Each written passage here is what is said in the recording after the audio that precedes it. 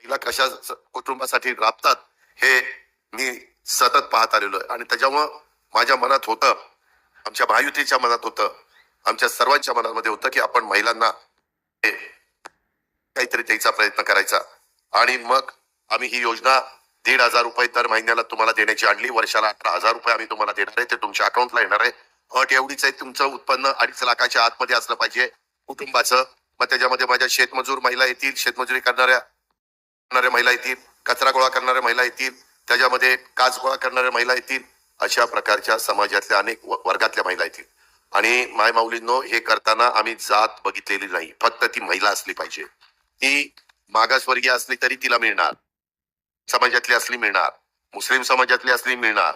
ती फक्त 2.5 लाखाच्या आत पाहिजे पण ती सर्वसाधारण मध्ये असली तरी तिला मिळणार, ती ओबीसी मध्ये असेल तरी तिला मिळणार, त्याच्यात कुठल्याही भटक्यामध्ये मोडत असेल तरी